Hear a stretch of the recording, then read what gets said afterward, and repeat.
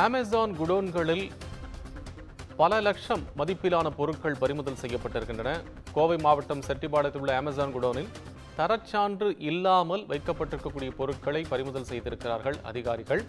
இந்திய தர நிர்ணய ஆணையத்தினுடைய அதிகாரிகள் ஆய்வு செய்தபோது அதில் பல பொருட்களுக்கு, குறிப்பாக பல லட்சம் மதிப்பிலான பொருட்களுக்கு தர நிர்ணயம் தொடர்பான எந்த விதமான முத்திரையும் இது விதமான பதிவுகளும் இல்லாமல் இருந்தது தொடர்பான விவரங்களில் 95 லட்சம் ரூபாய் மதிப்பிலான பொருட்களை பறிமுதல் செய்திருக்கிறார்கள். கூடுதல் விவரங்களை வழங்குவதற்காக செய்தியாளர் ஞானசேகரன் இணைப்பில். ஞானசேகரன், உங்கள் விவரம். வணக்கம் கோபால். கோவை செட்டிப்பாளையம் பகுதியில் உள்ள அமேசான் குடோனில் ரூபாய் 95 லட்சம் மதிப்பிலான அரசான்றிதழ் இல்லாத பொருட்களை இந்திய தர நிர்ணய அமைவன அதிகாரிகள் பறிமுதல் செய்துள்ளனர்.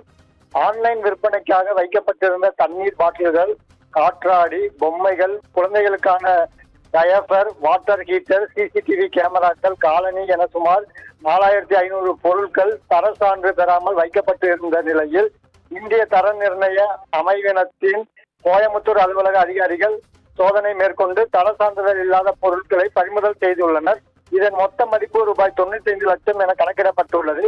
மேலும் வாடிக்கையாளர்களின் பொருட்களை ஆன்லைனில் வாங்கும் பொழுது உரிய தர சான்றிதழ் உள்ளதா என்பதை சரிபார்க்க வேண்டும் எனவும் ISI முத்திரை இருப்பதை உறுதி செய்ய வேண்டும் எனவும் அதிகாரிகள் கேட்டுக் கொண்டுள்ளனர்.